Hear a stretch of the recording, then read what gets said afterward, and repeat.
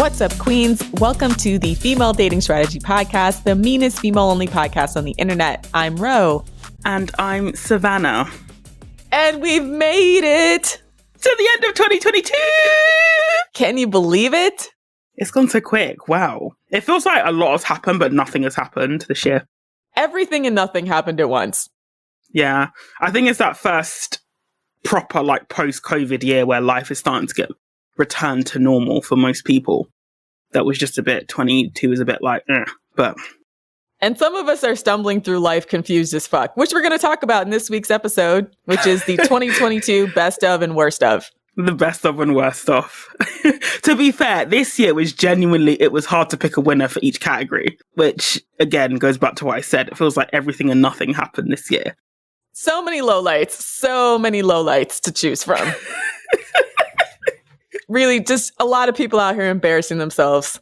Legit, straight up. So, introducing the first category, we have the Pick Me Hall of Shame. This was a crowded category, to be fair. This is a crowded category, right? So let's read off the nominees. Alexandra Hunt, who was a congressional candidate that basically said that men should have a right to sex in the most pick-me way possible as well. We did a whole episode on her. We have the millennial BDSM kink mishas who are going around shaming particularly young women for not being into BDSM and finding it abusive and basically calling out all the issues with it. You see these people, primarily they hang out on Twitter because I think that Gen Z, is it Gen Z, like the younger generation? Yeah, Gen Z. Yeah, Gen Z TikTok is generally quite base. Like the younger women are really, they're being very critical of the narrative surrounding sex. And they're getting a lot of pushback from millennials who don't like the fact that they are exercising their judgment and critical thinking skills in relation to sex. We've got Chris Evans fans who were devastated that he didn't tell them that he was in a relationship. Yeah, they wrote an open letter and started harassing everybody. We did this in our bonus content about Chris Evans fans. Yeah, that was wild, to be fair. And apparently they felt like they were covering for him because he had some unsavory behavior with interns, allegedly. So they were creating campaigns to defend him.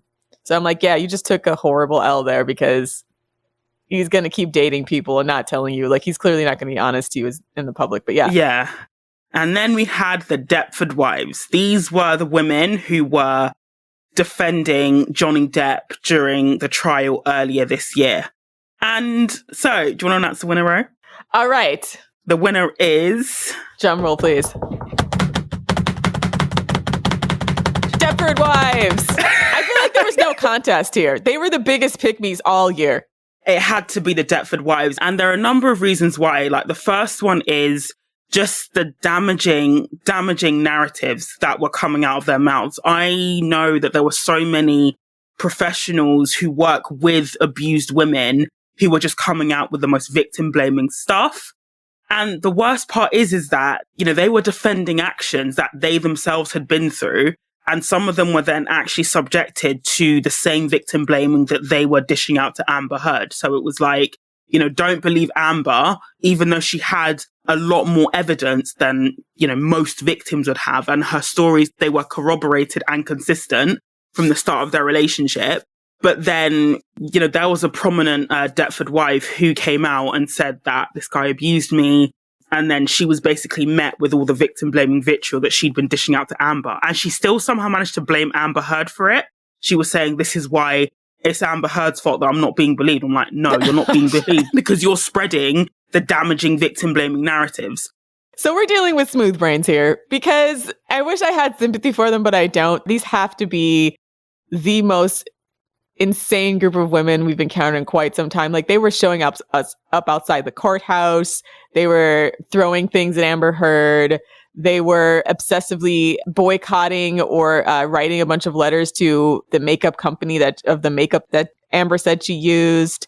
They were slandering judges who had ruled against Johnny Depp, making up really, really easily disproven lies about them. The funniest thing is when they all crowdfunded like $3,000 to get documents unsealed, and it came out that Johnny Depp is like a walking STI, STD, HPV flag. Yeah. They spent thousands of dollars of their own money to unseal some court records from Johnny Depp, only to find out that everything that Amber Heard said was likely true. That he's abusive, he's a drunk, he's on drugs, he's full of ED. STDs, he's got erectile dysfunction, and he's a pathological liar. So L upon L upon L. So Deptford Wives, you won this category in a landslide. And we have to give a special mention to Alexandra Hunt because her thread was just unhinged, but luckily she did not get anywhere near like the halls of power. The level of delusion either of Deptford Wives, right? Alexandra Hunt's pretty delusional, but I feel like the entire internet descended upon her to correct her very faulty idea. Deptford Wives had like international support. And what's wild about it is like some of these women who came forward and were trying to meet with Johnny Depp, and you can just see, I'm like, he's not gonna fuck you, sis. You know what I mean? Like you can see a lot of them were just like older women who had a crush on him. I'm like, he's clearly dedicated to dating much younger women. So you're doing all this work to defend a man who wouldn't piss on you if we're on fire. And he would probably actively insult you and call you fat because a lot of these women, you know, they're not Amber Heard, so to speak, and look at the way he treated and spoke about her. Exactly. So just pathetic all around. Be ashamed of yourselves. Deptford Wives are our 2022 winners of the Pick Me Hall of Shame. Pick Me Hall of Shame. Well deserved. What's the opposite of a round of applause? That's what I want to give it. Boo. Yeah. We need to like pipe that in. A chorus of boos, tomatoes and cabbages. Boo. So the next category is the Scrotes Mad category. Again, this one is kind of like tricky because you could literally have thousands of entries. When aren't they mad is the question. Yeah, and I'm starting to see as the general conversation around gender dynamics, heterosexual relationships are starting to shift to be more FDS aligned. Like they're just becoming more and more pissed about, you know, women and their standards and what they're saying about them. But here we've just picked out a few memorable ones. So the first one is the hate that women who work white-collar jobs get. So this one came about because on TikTok, there's been a few female TikTokers who have basically documented their daily life. So they're living in a nice city, they have a nice apartment, and they're just walking people through like, this is where I work, which is usually a really, really nice building. It's got all sorts of perks. They're working in tech most often. And the comments from men are just so salty. It's ridiculous. They're very, very angry at women having employment. Having employment and being paid well and who are in good jobs. They have a massive problem with that. The thing about it is they might not even be paid well. The men are just mad because of the perceived class privilege. And I'm like, there was nothing stopping you from going to college and not fucking around at school and getting that job if you wanted to, except for like your grades, your patience, your ability to work well with others, the ability to dress professionally, speak to people with intelligence, interact with people in a productive way, your ability to start a project and see it through to completion, your ability to read and write, do math. Let's keep going, right? Like they're really mad because they feel like these women have easy jobs, but even though these jobs are supposedly easy, they can't get them. Yeah. And they clearly have a certain way of life as well. So these women are, you know, living in nice places. They have a nice routine. Yeah, good for them. It's really like pathetic because of it really ramped up when Elon Musk bought Twitter, right? And then they were all celebrating and rejoicing that a lot of the women they felt didn't deserve jobs in tech were going to be kicked out for, I guess, greasy, bad-built men with no social skills who can just sit down and code all day. Because that's what it takes to run a company, according to Scrotes. So that's the first nominee of what Scrotes were mad about this year. Off the back of that, I actually snuck in a additional entry. So this was the rise of lonely men and the reaction from men when people tried to suggest go outside, make friends, volunteer, do something for your community. And they just hated that. Absolutely hated that. Yeah, Scrotes were mad at suggestions to improve their lives all year. Basic suggestions to improve their lives, like wash their ass, Brush their teeth. Go outside. Go outside. Breathe fresh air. Don't watch porn all the time. Watch less porn. Things that just help a normal individual become healthy, happy, and productive. They were very upset that people suggested that they not do those things. That people dared to suggest it. And just generally, that the way that they were angry that women weren't really, at least on Twitter anyway, that women, they weren't prepared to shoulder the burden of trying to sort out lonely men, which is what these men want. They were mad at that too. So the next entry is when the Scrotes were mad at a young woman not wanting to date older men. So this came about, it was a viral tweet from a 22-year-old woman on Twitter who said that men over the age of 25 are basically old and washed out, and she's got nothing to say to them because they're too old for her. And men in their 30s and 40s were pissed at that, basically. Yeah, the Scrotes are mad at women not wanting to date men significantly older than them, so... Yeah, and then the final one is again, this sort of like links back to the millennial BDSM, Scrotes and kink niches, is the rise of, I guess, the backlash. Men mad that Gen Z women don't like their porn-addicted BDSM abusive sex. When Gen Z women set a boundary that they were tired of older men who wanted to be their, quote, daddy dom hitting on them, these Scrotes had a fucking meltdown on Twitter, which we talked about in our bonus content. Like, to the point of, like, calling them conservative, calling them backwards, saying they're not progressive, even though being progressive doesn't always mean, not all progress is good progress, so to speak. But yeah, they were really, really mad at that. All right, so who's the winner of our Scrotes Mad category for 2022? It is lonely ass men. Die mad, Scrotes. Been mad all year and taking zero of our suggestions about how to improve yourself. And just taking no responsibility. And, loneliness isn't just something that affects men as well. It also affects women, but it seems like women seem to either accept it or they will create spaces where they can meet other women and bond with them on a deep level. Men don't want to do this with each other. And it's just I think for me, the reason why they win this category by far is that they're mad at something that is, for the most part within their control to fix, and for something that is their responsibility. Like, society doesn't owe you a relationship. It doesn't owe you friends. You have to go out and seek those and develop and nurture them. That's the way it works. Yeah, and it's been interesting because, the media has done a lot of coddling in the past of men like this, being like, we have to figure out what's going on with them psychologically. And I am seeing a slight turn towards fuck these guys, like they're just assholes from the media, because they're realizing that a lot of these men are just lame and entitled and they're not victims. So meaning even the men who are lonely and then go on like a shooting spree or complain there or do something like, that causes harm to others because they're lonely, it's their fault, right? And no one cares. It's like, here's all the things you need to do to improve that, and they want to do zero of it. So, die mad, like I said. Cool. What's our next category? We have the male depravity category. Again, a crowded field.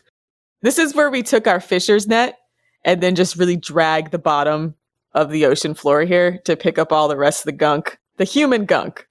And basically re-traumatized ourselves in the process. So the nominees for this category are... Number 1, the cum tub guy. I don't know what that is.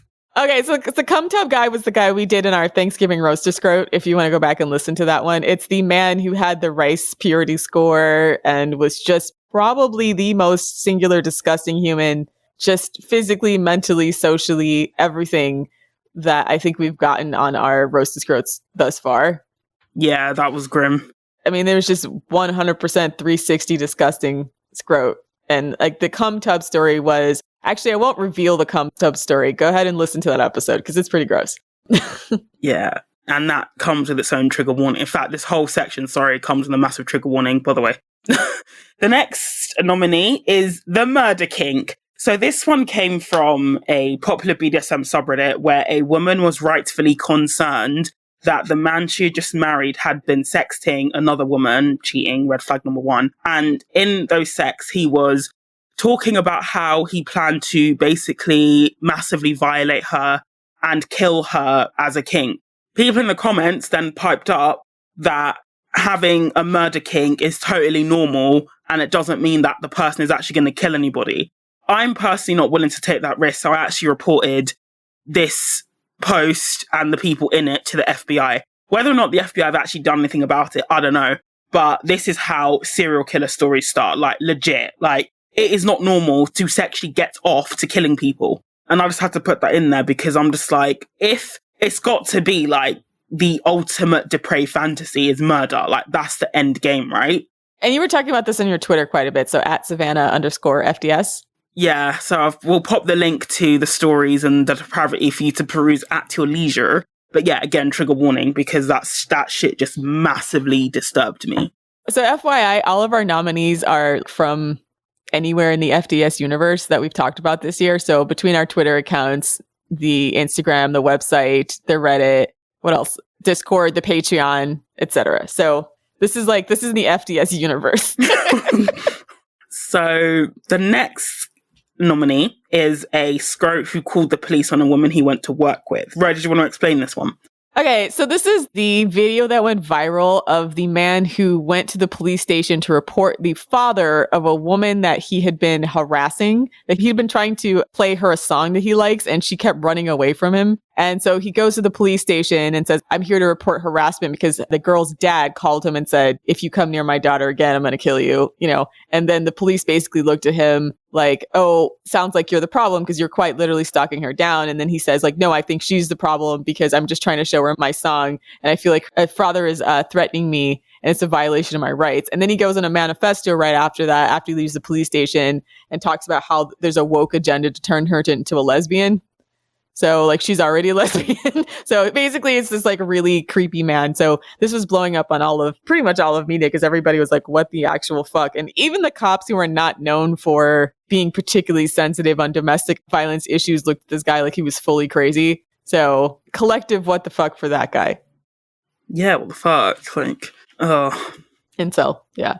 Next we have the sex offender who Vice tried to humanize. So this is like another mic drop moment in the media's failure to convince me in particular that sex offenders can be rehabilitated, even though they keep trying for reasons unknown. So Vice did a documentary about the lives of sex offenders who leave prison, who have to register and try to reintegrate into society. And they tried to make it seem like a very sympathetic documentary. And then at the end, they revealed that this guy sent them a bunch of dick pics. So they tried to make it a very sympathetic story. He basically demonstrated why he should have no sympathy for these fuckers. Yeah. So Vice created a documentary centered around men who were leaving prison for sex offenses. And what they did is they documented how hard it was for them to find a place to live and how to get a job and how hopeful they were for their future. So at the conclusion of the documentary, this guy is like, I have all the hopes for my futures. I feel like society doesn't want me to get back reintegrated into society. And at the end of it, Vice does a mic drop moment where they revealed that the men actually sent them dick pictures. So it's like they keep trying to humanize these men who are sex offenders, and he just turns out to be a disgusting scrote like the rest of them. And proves why they should stop being so sympathetic towards them. So the final entry is the pedo PhD. So this one refers to a PhD student who is currently studying at the University of Manchester called Carl Anderson, who spent 3 months recording his thoughts and feelings as he was masturbating over images of young boys in Japanese comic books. So that was his research study. Ro and I did a bonus content on this. And in the show notes, there are 3 articles that just go from like bad to extremely disturbing, like lock him up, bad. So that's who the pedo PhD is. Listen to that episode because basically his dissertation was only scratching the surface of his depravity. Like he has evidence of him sexualizing young boys dating back 10 years. So we were sitting there wondering how he even got into college in the first place, given that all this is public. Yeah. So the winner, anyway, of drumroll, a Male Depravity 2022 is pedo PhD, hands down, disturbing individual. Has to be. And the thing that is doubly disturbing is how many people must have known. Like he's got a PhD supervisor. the research study that involved him masturbating to images of young boys had to go through a ethics committee. It had to go to an editorial board who published it, but they took it down due to backlash. The University of Manchester must have known about his paedophilic tendencies, and that's what's doubly disturbing about it. But it's also representative of a growing movement that is trying to reframe paedophilia as another sexual orientation, so minor attracted persons as well. Yeah, absolutely disgusting, Scrote. Check out the bonus content we did on that, and you'll be 100% convinced he should have won. On patreon.com/the female dating strategy. Okay, so our next category, queen shit moment. Queen shit. So these are all the queeniest moments of the year. First one being women overtaking men in college enrollment. So this basically goes back to a statistic that says that more women are enrolled in college and are more likely to graduate than men. And once again, men or society have tried to frame that as a massive problem that is damaging to society, as opposed to thinking, well, maybe men are just not wanting to go to college, or maybe they're just lazy, or they're just not getting in, or women are just better. Yeah, we're just better. They just need to accept that. Boys go to Jupiter to get more stupider. Girls go to college to get more knowledge. The prophecy foretold. Yeah. And it's interesting that, education was literally basically built and designed by men, and they've not had a problem with it. The only time they have a problem with it is when they're literally being beaten at their own game. That's when they realize it's not fair. We have fulfilled the prophecy, ladies. Next queen shit moment, Ketanji Brown Jackson. Being nominated to the Supreme Court. Yes. Being the first Black woman on the Supreme Court is a pretty big deal. Yeah. So basically, they're there till they're dead. They don't retire. They can retire. Plenty do retire before they die. Most of them retire before they die, but I think it's about 50-50. So. Okay. Sometimes they die in office, but that's a choice. They can retire. They can resign at any time. So basically, do some of them do the strategic game? Because I know there were people who were saying that Ruth Bader Ginsburg should have resigned. Was it during Obama's term? So he could elect a new one? Yeah, a lot of them, if they think they're going to retire, I mean, they're supposed to be nonpartisan, but they must be partisan. It's not possible to be. They're supposed to be nonpartisan. It's been more and more partisan, I think, in recent years, or blatantly partisan without a whole lot of pretense behind it. But it's kind of random when they retire. I think it's just when they get sick, or they just get tired of it, or they're older or whatever. Yeah, so she's on our queen shit moment. Our third queen shit is a combination of women who spoke out against abuse this year. So Amber Heard, Megan Thee Stallion, Constance Wu, and Jeanette McCurdy. And they got so much hate and backlash as well.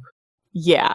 I think it's good to make them a collective, because all of their experiences, whilst they're so different, the reaction has just been very, very similar. And it just goes to show that these women are really sticking their head above the parapet for speaking up, especially speaking up about the abuse they were subjected to in the industries that they're in as well. Because that could literally be career ending for them. And, for some of them it will be. Yeah, so entertainment stars who spoke out against abuse this year. And even Britney as well can be added to that. Yeah, Britney could also be in that category. Last category, the women of Iran. The women of Iran have completely and totally started a revolution. So the women of Iran have been protesting since around September of this year because of the murder of an Iranian woman named Mahsa Amini, who was killed in custody of the guidance patrol in Tehran due to police brutality because she was not wearing her hijab. So the police, of course, lied about how and why she died, but her body was discovered and it was quite battered. So the women of Iran decided to tear shit up. They've been doing a protest that's now been ongoing since then. So it's been ongoing for months at this point, demanding that the Iranian government, practically trying to overthrow the Islamic Republic, but definitely the morality police, and assert their right to be able to live in public without having to wear the hijab. So they are going ham right now against their government.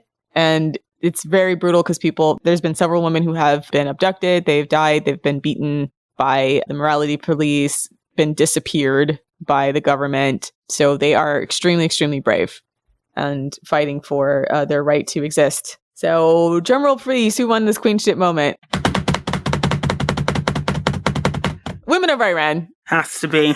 Not even close. It has to be women of Iran. I think any women or any group of people who are brave enough to go up against an entire social order within their country, particularly a social order that is so hostile to them as a group, they have my deepest respect, because that's not an easy thing to do.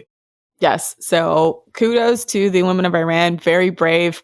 And we wish them all the success in the world. We hope that. We wish them 100% success. And if there's anybody that's really plugged in to know what can be done on the Western end, that would be really great. Because right now there's been so much chaos that it's hard to figure out what's legitimate, what kind of initiatives people who aren't there physically can get behind. So let us know. Okay. Our next category is male high value moments. So again, this category, as usual, can be quite slim pickings, actually. Out of all the categories, it's one of the hardest ones to do. Obviously, because we also know that it can be hard to judge whether a male is high value just by looking at them. So we do this category with the disclaimer that this is not meant to be a statement on the whole man, but just an individual action that we deem to be high value.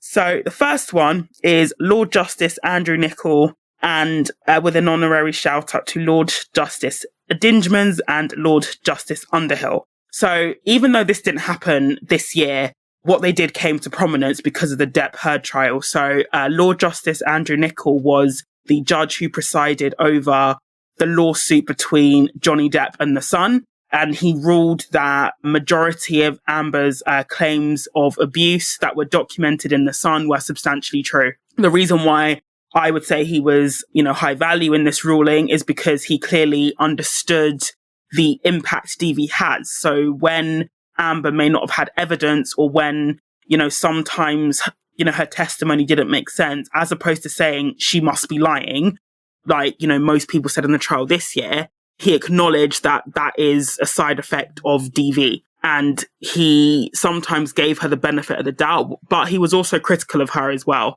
And this year, he's just been absolutely slandered by jobless, ignorant Depp fans who were just making up the most ridiculous shit about him to discredit his judgment. But the judgment still stands, and in the UK, we can still legally call Johnny Depp a wife beater. The other two Lord Justices, they were the ones who heard Johnny Depp's appeal. So when Johnny Depp lost the original trial against The Sun, he went to the High Court to appeal, and they basically said Johnny Depp is wasting their time because they upheld the original judgment and they didn't see anything wrong with how Lord Justice Andrew Nichol conducted the trial, basically. So, when people say it was only Lord Justice Andrew Nichol, who ruled that Johnny Depp was a wife beater because his son was, he worked for the newspaper, which is a complete lie. They don't acknowledge the fact that two other independent judges actually supported his ruling as well. So there's that. The next one we have is Alexis Ohanian, who is the partner of Serena Williams and former owner of Reddit. Did you want to speak on this one, Ro? Because I don't know much about him. Yeah. So we nominated him because we think that he's been consistently high value in defending his family as well as Serena from public attacks this year, specifically coming from people like Drake, who once again is there's the rumor that Drake and Serena used to date, so he's a particularly bitter ex, right? So he basically called out Alexis Ohanian a groupie, and Alexis said, I absolutely am a groupie for my wife and child, and I prioritize them, and basically made Drake seem like a lame, which is a pretty big feat, right? Because Drake is extremely popular, so Alexis Ohanian managed to change the narrative for his wife and not let her be publicly harassed by Scrotes by being unconditionally supportive and telling Drake basically that you're a dumbass and kind of pathetic and not really making moves out here. And he also supported her this year during her retirement. So that's also really important. She's making a really big life transition. So he's been out front and center supporting her desire to step away from tennis and letting her know, obviously he still loves her and helping her transition to that period. So that's the type of thing that a good supportive partner does. So we thought we would recognize that. Yes. And then the last nominee in this category is the Iranian football team and men in Iran who are fighting against the Iranian public. So they were included because they went to the World Cup. They were knocked out, I think, in the group stages. But as a form of protest against what's been happening in Iran, they actually didn't sing the national anthem. And there's now growing concerns about their safety when they return to their country because a politician came out and said that we won't allow anybody to insult our anthem, basically saying they're going to have to sing it. And I think, especially because there has been a lot of controversy in general around Qatar and human rights, lots of football teams, and especially when they banned players from wearing the bands that showed support for LGBT plus people, the men in the Iranian football team, they actually took a very, very public stand, which was a lot more than other football teams were willing to do, in solidarity with the women back home as well. So our 2022 winner,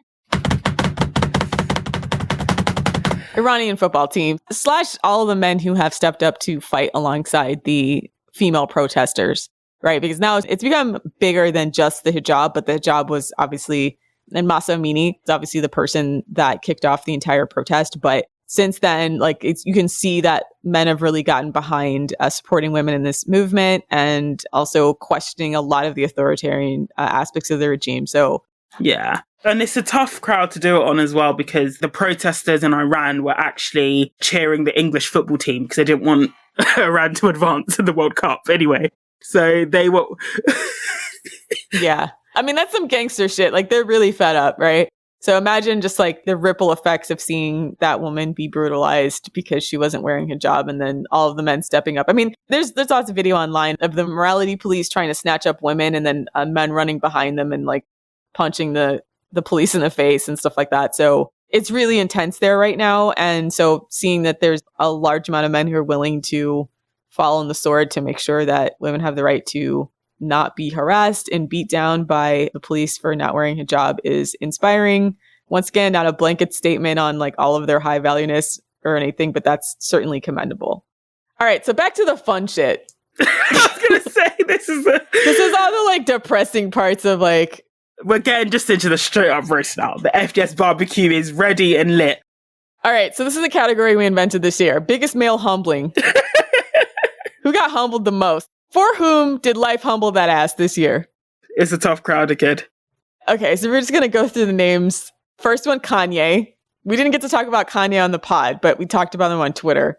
But obviously, literally everything that's happened to him since he decided to come out as a virulent anti-Semite and is clearly a porn-addicted Scrotes. It's come out that he was compulsively showing people porn that he was working with, kind of lost his mind. So he's been kicked out of just about every endorsement deal that he's had. So yeah, life's humbling the fuck out of him right now. He has a long history of being a Scrote. So obviously his divorce from Kim Kardashian and his like woe is me hating on Pete Davidson, just truly unhinged stuff that we don't even have time to go through all of it. But he's being humbled right now. So he's one nominee. The next one is Bartiz from Love is Blind. Because this is a guy who thought he was hot shit. He got humbled by Raven. Got humbled by Raven, but really the entire internet. So right now he's being dragged to high hell because of his haircut and then thinking way too much of himself. So life is humbling the shit out of him right now. Nominee number 3. Men on dating apps finding out they're ugly. Yes. So there's been a collective awakening of men right now figuring out like, oh, women can swipe right only on attractive men and swipe left on ugly men. And there's been a number of think pieces and articles coming out talking about how men aren't getting matches and aren't getting swipes, and that they thought they were attractive before then. So life is humbling a lot of men right now on dating apps. So they're our third nominee. The next one is Kevin Samuels. Kevin Samuels. He's dead. So... This is going to make me sound like a bitch, but I do not give a shit. Like, when he dropped dead and everyone was like, you shouldn't wish death on people. I'm like, I didn't wish him to die when he was alive, but now he's dead. I'm not going to be sad about it. Like, he was a dick and he was a misogynist, very, very anti-black, like very, very anti-woman. Like, I'm not going to be sad about it. And the worst part, well, the humbling part was he allegedly died the same way he said the average black woman would die anyway. He died alone in a hotel of hypertension because all he did was drink Red Bulls underneath a large overweight woman that he says is allegedly low value. So life humbled his ass. He died in probably the most embarrassing way possible, of a heart attack. It wouldn't have been embarrassing if he hadn't have been saying that, women he found undesirable would die that way. Like, it just wouldn't have been, like, people die in those sorts of circumstances, but it's just the way that he said that other women would die that way. It's perfect karma. And alienated from his entire family, so... Another thing as well is, like, nobody really knew for, like, several days. Like, it had to be, like, when it came on Twitter, and it had to be confirmed over several days that he'd actually died. Like, this goes to show that no one in that man's life really gave a shit about him. Yeah, and not to mention he was broken in debt and had no money to his name until he started to blow up, even just this past year. So he just got the money this past year. Even when he had his YouTube channel, he was pretty relatively unknown. Yeah, no, he had a ton of debt and apparently had zero money, that he only started paying off his debt in the past year because he started getting endorsements and some noticing from mainstream media. Like, he was on a couple different podcasts, and BET did a shout out to him in Memoriam, which no comment right now, but we'll put a pin in that. So Kevin Samuels, dead as fuck, and life did the ultimate humbling on him. So number 5 nominee? Boris Johnson getting kicked out by his party and his failed comeback. So this all went down this summer when Boris Johnson was finally removed from power. And the straw that broke the camel's back after things like Partygate, where he was fined for breaking his own lockdown rules, general incompetence. But the straw that broke the camel's back was that he appointed somebody to basically be as deputy chief whip. I believe his name was Chris Pincher, a deputy chief whip. I'm not sure the American equivalent.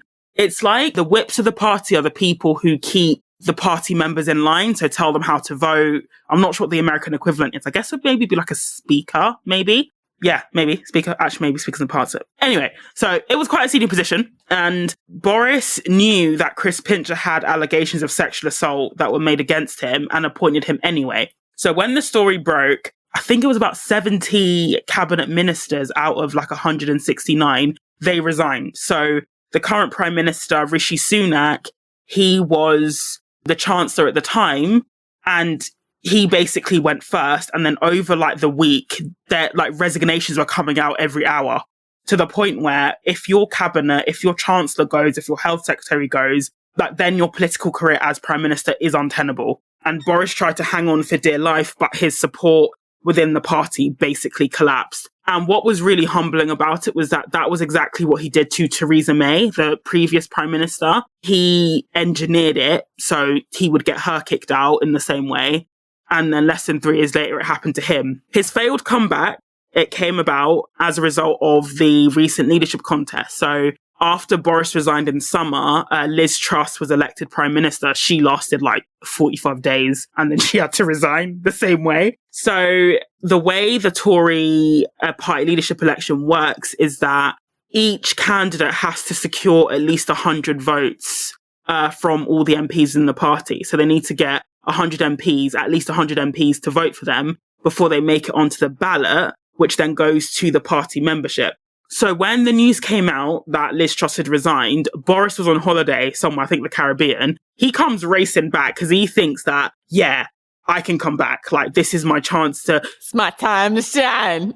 This is my time to shine. And there were idiot MPs in the party basically bigging him up, saying, welcome back, boss. We need you and all that jazz. So he came back on the Friday, and the deadline to get the 100 MP threshold is Monday. So then on the Monday, it became apparent that he hadn't got the 100 MPs needed to get on the ballot. And neither did the other candidate, Penny Mordaunt, which is why Rishi Sunak won by default, because he got the most MPs to back him. So, but Boris framed it like, I've decided to step back. But the reality is he didn't get the numbers to get on the ballot. So his comeback was a failure. So yeah, that was a humbling moment for Boris. Kicked out by the same way he used to get Cameron and Theresa May removed, and his comeback was a complete failure. Next one, Ned from Try Guys cheated on his wife, and the entire crew kicked him out. So you guys are Try Guys fans. And then I want to do honorable mention to Alex Jones, who got a almost $1 billion verdict against him. Oh my, how is he going to pay that? He can't. Like, he was already, first of all, he's been deplatformed pretty much everywhere. But in addition to that, he owes his ex-wife a lot of money and also former employees. So he's broke as a joke. He has no money. he's probably just going to declare bankruptcy and hopefully fade into obscurity. So Alex Jones got humbled to the tune of $1 billion this year. That's why he's desperately trying to hang on to any type of attention or relevancy to keep getting money because of the judgment against him on behalf of the Sandy Hook victims, for whom he incited a bunch of violence against and basically said they were faking their grief, which is insane on so many levels. So, all right. So the winner of this category, drum roll, is Kevin Samuels. Can't get any more humbled than dead. Yeah. Can't get any more humbled than dead. Ultimate L. Ultimate life L. So L, it's a D, as in death. As in you're dead as fuck, so. He's dead. Dead. The rest of these guys have years for a redemption arc, although we are hoping that it never comes to fruition because... It never comes to them. Yeah. But yeah, it's over for him. Game over. Pack it up. Take your ball and go home. Game over. All right, so our next category... This is actually our final nomination category. All right, so for this last category, we're going to call it the biggest clown show in the circus. Yeah.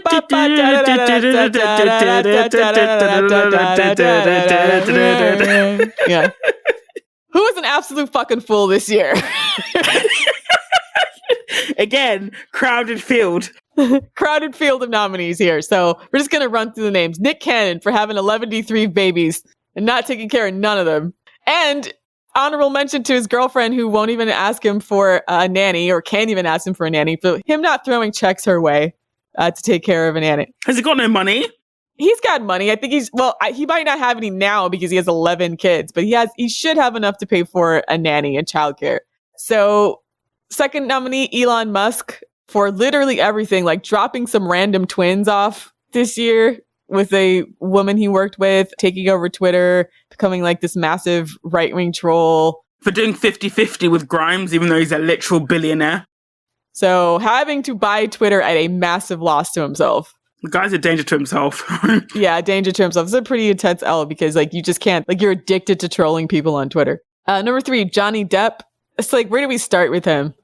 Oh, for looking like a washed up corpse with no talent. Having his, well, this is technically wasn't his fault, but having his fans expose his ED, STI-riddled, HPV, basically a walking, safe sex, like, flag for the fact that he's looking more and more like a corpse each day. The fact that he tried to launch a music career alongside Jeff Beck. It was a total failure because he can't sing. Yeah. And I think the biggest harm on Johnny Depp is that if he had taken The Sun to court all those years ago, nobody would have really, because no one takes The Sun that seriously anyway, but he sort of took them on and got exposed in the process. So yeah, clown. So next nominee, 40-year-old Neat. That was from our bonus content.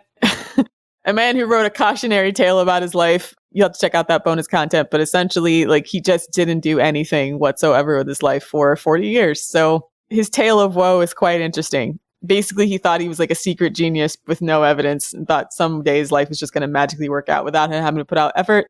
So absolute clown, 40-year-old Neat from our bonus content. Next one is Kanye again. Kanye deserves to be on there, be on here twice. It's like, there's so much Kanye news. The fight with the apparel companies, the divorce with Kim Kardashian, the wild, insane anti-Semitism. He's out here looking crazy as fuck every day. Every day the man looks crazier than the day before. So absolute clown. Just a cavalcade of public embarrassment. This is a man who I almost think has an embarrassment fetish. Like, then he went on Twitter and started talking about how all the women or all the men that Kim had sex with in their marriage, including NBA star Chris Paul, just like dragging everybody else's name through the mess. He's been like spilling tea on Twitter and Instagram. He said that like ASAP Rocky cheated on Rihanna. Like, just straight up every day is a different piece of drama with Kanye. And he has no shame and no sense of embarrassment to shut his fucking mouth. So he's also one of our nominees for biggest clown in the circus. We had honorable mention runner-ups, Adam Levine, Ezra Miller, Alex Jones for their bullshit this year. So, and the winner, Elon Musk. Has to be. He took an L to the tune of like $45 billion and then just kept taking L's with how we treated the workforce. Like, when they all walked out, he's there begging them to come back. Clown. Trying to get people to pay $8 for Twitter. It's still not going to be enough to recoup his loss. And it's pretty embarrassing right now to the extent that he's trying to put on a public brave face when he's clearly losing money. That's partially why he had to fire everybody, because he way overpaid for Twitter, can't really afford it, had to take a loan, and is probably not going to recoup his money back on there because advertisers are leaving. And yeah, so he's especially a big ass clown. Okay, so we have a couple of in memoriams for this year. One of them is Chris Rock's jaw for Will Smith slapping the taste out of his mouth. And his pride as well. Yeah, and his pride. So in memoriam to Chris Rock's pride and lower jaw half. Also Roe v. Wade. So we didn't know quite where to put this, but it feels weird to not talk about it on the worst of this episode. So Roe v. Wade was overturned in the United States this year. There's been a patchwork of laws being enacted at the state level to protect abortion rights. Obviously, we urge everyone who is listening to get involved in making sure that abortion rights are the law of the land in their state, because it's dangerous. And not even in just America, but I think with Roe versus Wade, it set a precedent around the world, even in the UK, where we take for granted the fact that abortion rights have never been part of a political manifesto for a long time, because we just assume that it's a right. But when Roe versus Wade was overturned, that emboldened people to have that discussion again. So even if you're not in the US, even if you're in a so-called liberal country, you know, we as women, we still need to be cognizant of the fact that our rights are unfortunately not guaranteed. At least they won't be guaranteed until we have, you know, female-dominated, you know, parliaments and, you know, senates and whatever. Yeah. And to finish my earlier thoughts so people know where I was going to say that Roe v. Wade is dangerous not to have, because it's dangerous to women to not have abortion rights, because abortion is healthcare. Just wrapping up that complete thought. Okay, so our last one, male work ethic. In memoriam. In memoriam. They've given up. We've recently done several bonus episodes on the decline of men in the workforce, but we are seeing just a general decline. It seems like the more women talk about the gender dynamics and relationships, the more it comes out that men genuinely believe that they are entitled to everything for nothing. You know, whether that's from their job, whether that's from society, whether that's from women. The general gist is that they genuinely feel aggrieved when you ask them to put in any ounce of effort, even if those efforts will actually benefit them as well. Yeah. So RIP the male work ethic. It seems that they're just basically giving up. It's had its heyday. It had its heyday back in the 1950s when men went to war or had to go to war. And now they don't. It's just, yeah. All right. And now for a couple of FDS highlights. We had some big changes in the FDS sphere this year. So we obviously left Reddit, our hashtag Brexit. The subreddit is no more. I mean, the subreddit is minimally open, I guess. But it's we've moved operations over to the website, and people are engaging on the website. So check it out, thefemaledatingsstrategy.com/forum. Don't regret leaving Reddit, by the way. Like, it's just kind of shit. I feel like there's a lot of people that are still mad about it, but I'm also like, I haven't seen anybody attempt to recreate what we did, because it's very difficult. It's very difficult, and it's just not worth all the hours, and just knowing that anything you write belongs to Reddit and you can get banned at a moment's notice. It's just not really worth it. The website is a much better place for discussion. And it leads nicely into the next one highlight is the launch of the blog.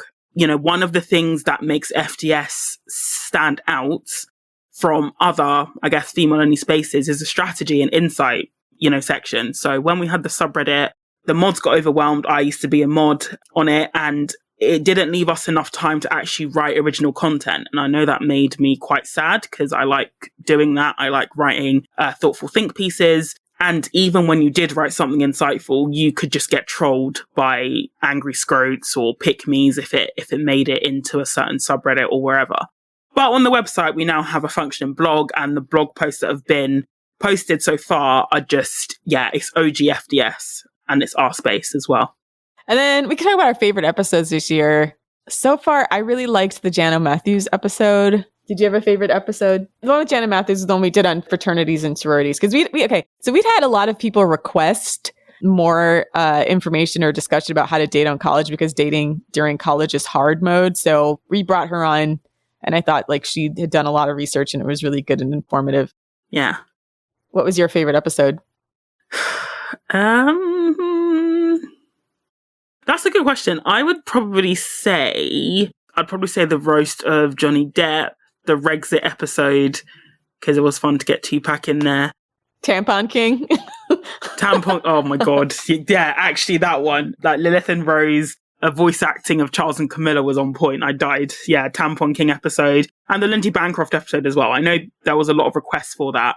And it was nice to have his insight into domestic violence and just, yeah, from somebody who actually works with perpetrators. So that was nice as well.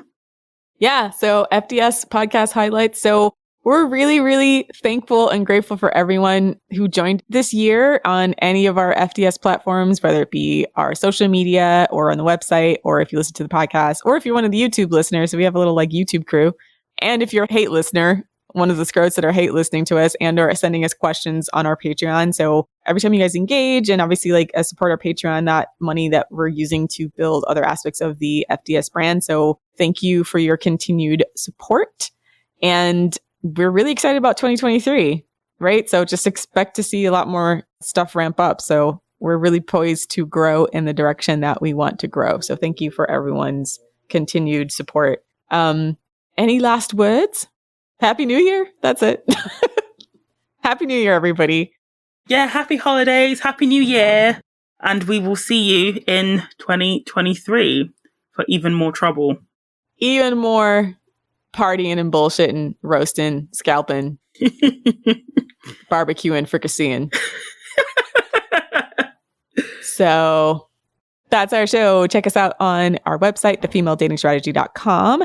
Support us on our Patreon, patreon.com/thefemaledatingstrategy for weekly bonus content. Chat with us in the Discord. Send us a dating question or send us a scrote to roast on one of our future Roast to Scrote episodes. Check us out on Twitter @fem.strat and Instagram @_thefemale-dating-strategy. Thanks for listening, all 2022 queens. And for all you scrotes out there, get humbled Kevin Samuel style. Die mad. Die mad. Bye.